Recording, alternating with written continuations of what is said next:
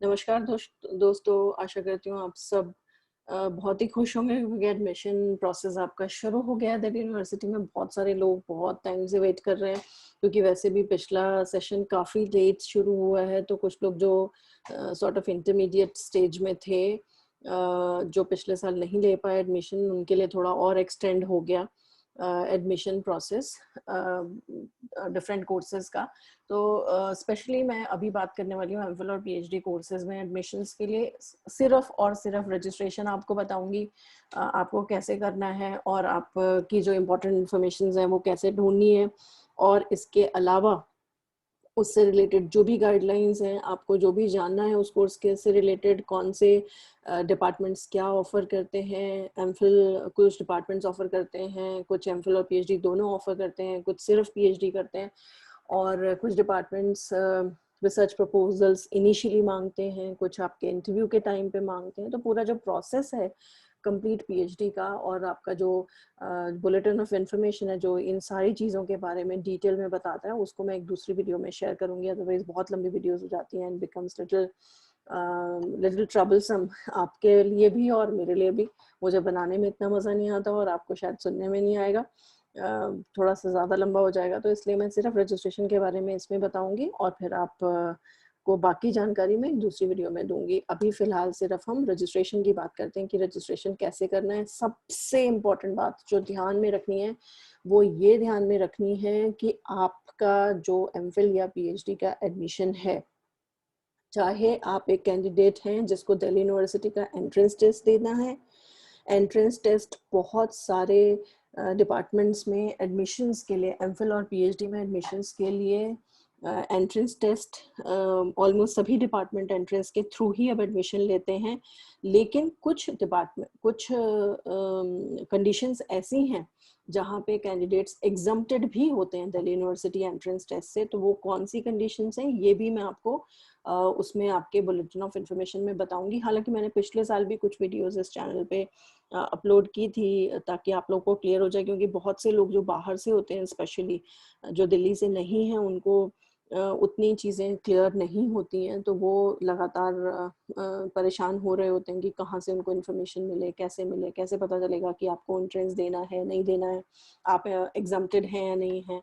तो ये सारी बातें मैंने पिछली बार भी आपको इलेबोरेट करके समझाई थी कई वीडियोस में, वो भी देख सकते हैं आप। अदरवाइज मैं एक नई वीडियो भी बनाऊंगी जिसमें इस साल की सारी लेटेस्ट इन्फॉर्मेशन मैं आपके साथ शेयर करूंगी, ताकि आपको ज़्यादा प्रॉब्लम ना हो और चीज़ें आपके लिए इजीली हो जाएं। क्योंकि कोविड के टाइम में थोड़ा सा इन्फॉर्मेशन मिलना वैसे भी डिफ़िकल्ट है, तो आपको ज़्यादा चीज़ें परेशान होने की ज़रूरत ना पड़े। So I will try to share most of the important things here itself. तो हम बात कर रहे थे एमफिल और पीएचडी के एडमिशन्स की। अभी मैं एग्जाम्प्टेड और एंट्रेंस की बात नहीं करूंगी, सिर्फ रजिस्ट्रेशन की बात करूंगी। तो ध्यान ये रखना है कि चाहे आप किसी भी कैटेगरी के हैं, चाहे आप नेट है, जेआरएफ है, या आपके पास कोई भी फेलोशिप है या नहीं है कोई फेलोशिप, सबसे इम्पोर्टेंट है अगर आपको एडमिशन चाहिए एमफिल या पीएचडी में दिल्ली यूनिवर्सिटी में, तो आपको ऑनलाइन पोर्टल पर रजिस्टर करना है। प्लीज डू रिमेंबर दैट, क्योंकि ये मिस्टेक बहुत सारे लोग करते हैं। वो ये सोचते हैं कि हम जेआरएफ हैं इसलिए हमें तो एंट्रेंस देने की ज़रूरत नहीं है, हम एग्जाम्प्टेड हैं तो हमें रजिस्टर करने की ज़रूरत नहीं है। नहीं, आपको रजिस्ट्रेशन तो करना ही करना है हर हाल में। रजिस्ट्रेशन आपका होगा तो ही आपको इंटरव्यू के लिए कॉल आएगी, तो ही आप एंट्रेंस टेस्ट दे पाएंगे। इवन इफ आप एग्जाम्प्टेड हैं तो भी आपको इंटरव्यू के लिए तभी बुलाया जाएगा जब आपका रजिस्ट्रेशन होगा। तो please make sure that you are registering yourself on the admission portal for sure if you really want to take admission in MPhil and PhD courses of Delhi University. So important points जो आपको consider करने हैं, I'll read them one by one here. जो आपकी important information यहाँ आपके लिए दी गई है वो है an eligible candidate desirous of seeking admission to MPhil or PhD program of the University of Delhi for the academic session 2021-22 must read the contents of this bulletin of information carefully. ये जो bulletin of information यहाँ दिया हुआ है इसको आपको carefully पढ़ना है। बहुत लंबा bulletin है, काफ़ी सारे pages होते हैं, इसीलिए मैं यहाँ discuss नहीं करूँगी, एक दूसरी वीडियो में डिस्कस करूँगी। आप चाहें तो अपने आप भी पढ़ सकते हैं, कोई दिक्कत नहीं है। पूरे इसमें पीएचडी और एमफिल से रिलेटेड ऑलमोस्ट सारी डिटेल्स, आपकी जितनी भी गाइडलाइंस हैं, एलिजिबिलिटी कंडीशंस हैं, seats, research proposals, everything will be there. तो आप अगर ध्यान से पढ़ेंगे तो आपको वैसे भी सभी चीज़ें समझ आ जाएंगी। तो इसमें सारे जितने भी दिल्ली यूनिवर्सिटी जो ऑर्डिनेंस फॉलो करती है या जो रूल्स एंड रेगुलेशंस फॉलो करती है एमफिल और पीएचडी कोर्सेज से रिलेटेड, वो भी आपको डीयू की वेबसाइट पर मिल जाएंगे, जिसका वेब एड्रेस यहाँ दिया हुआ है www.du.ac.in। All the candidates seeking admission to MPhil and PhD program are required to register online। ये मैंने आपको पहले ही अभी क्लियर कर दिया है कि आपको रजिस्टर ऑनलाइन करना है। फिर admission of the candidates for MPhil PhD program is governed by the Ordinance 6 and its amendments। अब दिल्ली यूनिवर्सिटी का जो ऑर्डिनेंस 6 है वो एमफिल और पीएचडी प्रोग्राम उसके थ्रू गवर्न होते हैं। वो क्या है वो मैं आपको बाद में बताऊंगी बुलेटिन ऑफ इंफॉर्मेशन में। Changes made in any program after the release of the bulletin shall become effective from the date it is posted on MPhil or PhD admission portal। So ये जानकारी भी बिल्कुल क्लियर है कि कोई भी information जो बाद में पोस्ट की जाती है उसी इंफॉर्मेशन को माना जाएगा। और क्लियरली दिल्ली यूनिवर्सिटी अगले पॉइंट में मेंशन करती है कि आप किसी भी कि दिल्ली यूनिवर्सिटी किसी भी टाइम पे कोई भी इससे रिलेटेड इंफॉर्मेशन रिवाइज, अमेंड या अपडेट या डिलीट कर सकती है और वो पोर्टल पर ही उसको अपलोड करेगी या अपडेट करेगी। आपको वो इंडिविजुअल इंफॉर्मेशन तो नहीं भेजी जाएगी। तो आपको पोर्टल को ट्रैक करना है हमेशा, ठीक है। In case of non-compliances or of any of the requirements for admission, including non-submission of relevant documents and or non-payment of fee within the prescribed date and time, will automatically lead to cancellation of admission without any prior notice in this regard।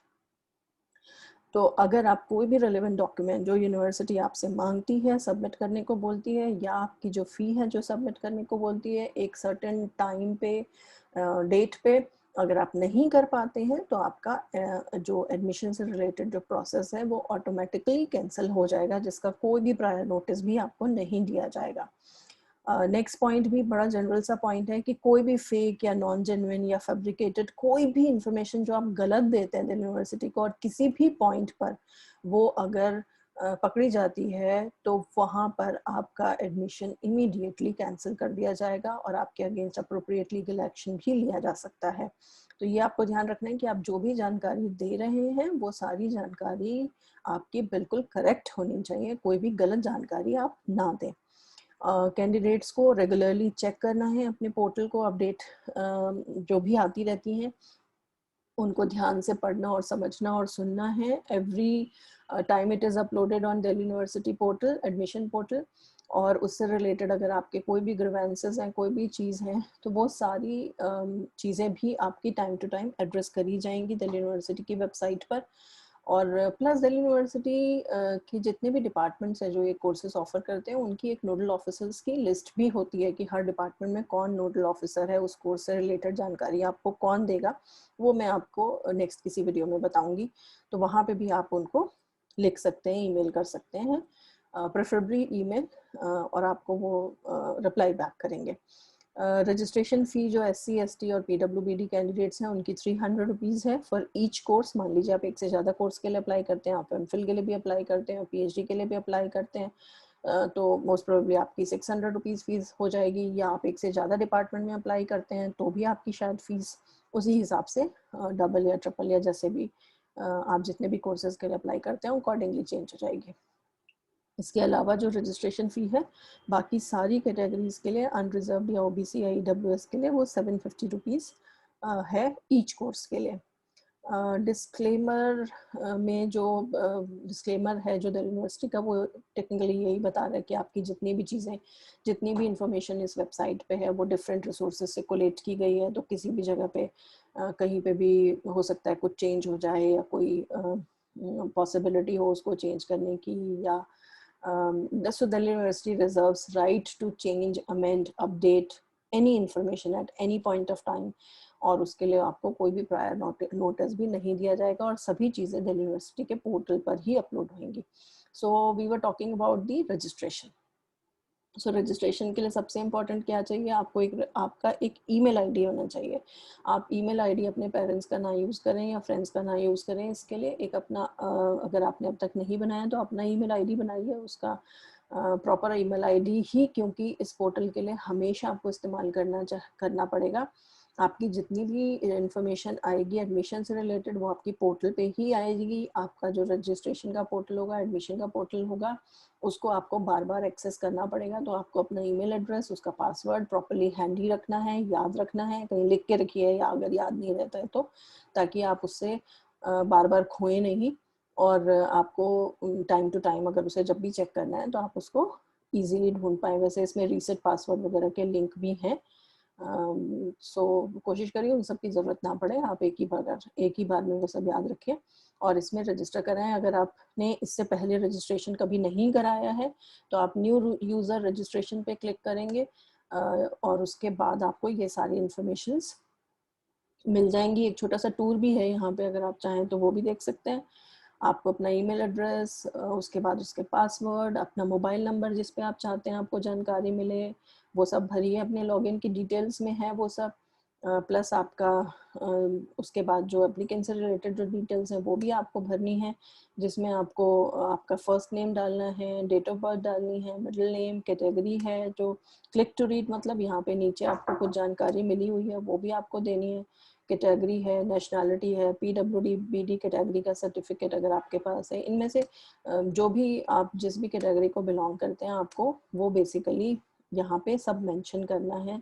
अगर आप specially category का कोई certificate दे रहे हैं तो आपके father का नाम, आपके गार्जियन का नाम, इंटरेस्टिंगली अगर आप कोविड-19 वैक्सीनेटेड हैं या नहीं है ये जानकारी भी आपको देनी है, अपना जेंडर बताना है, क्वालिफाइंग एग्ज़ाम आपने किस यूनिवर्सिटी से पास किया है।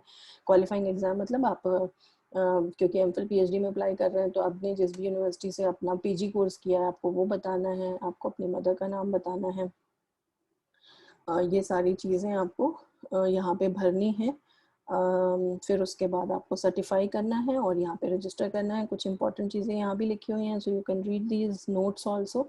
Please select the university from where you have completed or are pursuing your post graduation qualifying degree for MPhil और PhD admission in University of Delhi। तो ये तो मैंने आपको बताया ही है। ये यहाँ पे जो जानकारी भरनी थी आपको, ये university attended for qualifying exam. इसमें ये भी हो सकता है कि आपका रिजल्ट हो सकता है अभी डिक्लेयर ना हुआ हो, तो आप जहाँ से भी पीजी कर रहे हैं आपको वो में यहाँ पे मेंशन करना है और बाद में आप अंडरटेकिंग वगैरह दे सकते हैं। अगर एडमिशन प्रोसेस के दौरान ही आपका रिजल्ट आ गया तो आपको शायद अपडेट करने का ऑप्शन भी मिल जाएगा। नहीं आया तो आप अंडरटेकिंग के साथ प्रोविजनल एडमिशन्स की शायद आपको यूनिवर्सिटी अलाउ करेगी। वो सब आप धीरे धीरे पोर्टल पे जो भी अपडेट्स आते रहेंगे उसको फॉलो अप करते रहिए। आप कोई भी आपके रजिस्टर बटन में जो भी, जब आप रजिस्टर बटन दबाते हैं उससे पहले आप देख लीजिए कोई भी स्पेलिंग मिस्टेक तो नहीं है, कोई टाइपोग्राफिकल एरर तो नहीं है, क्योंकि बाद में आपकी एप्लीकेशन में ये सब चेंजेस पॉसिबल नहीं हो पाएंगे। आपका जो रजिस्ट्रेशन फॉर्म जब एक बार सबमिट हो जाता है तो आपको एक कंफर्मेशन मेल आएगी जिसमें आपका वेरिफिकेशन लिंक होगा, आपके रजिस्टर्ड ईमेल आईडी पे आएगी।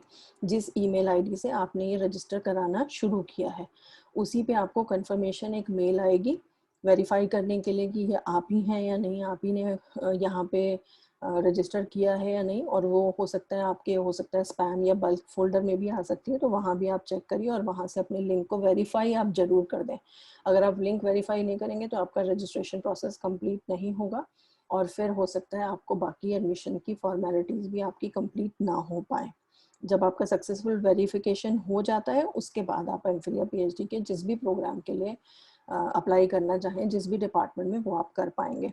कैटेगरी की डिटेल्स भी यहाँ पे दी हुई हैं कि किससे क्या रेफर हो रहा है आपको, SC ST schedule caste, schedule tribe, OBC other backward classes, EWS economically weaker section, CW refers to the children or widows of the eligible armed forces personnel including paramilitary forces, PWBD refers to person with benchmark disability। So ये सब आपको पढ़ के पूरे ध्यान से अपना register करना है अपने आप को, और रजिस्ट्रेशन का लिंक दबा के जब आपके ईमेल पे जाकर के आपको उसको वेरिफिकेशन लिंक को भी क्लिक करना है तो आपका प्रोसेस कंप्लीट हो जाएगा। Once your process of registration is complete, पूरा हो गया आपका प्रोसेस, फिर आप उसके बाद दोबारा से इसी लिंक पर जाएंगे, ये जो लिंक है यहीं पे वापस क्लिक करेंगे और उसके बाद फिर आप लॉगिन कर सकते हैं। और लॉगिन करके या डायरेक्टली यहाँ पे ईमेल और अपना पासवर्ड डाल के लॉगिन करके उसके बाद आप अपने कोर्सेज के लिए अप्लाई कर सकते हैं। तो आशा करती हूँ ये अगर आपने अब तक रजिस्टर नहीं किया है तो आपको इस जानकारी से ज़रूर फ़ायदा होगा और आपका रजिस्ट्रेशन प्रोसेस थोड़ा सा स्मूथ हो जाएगा।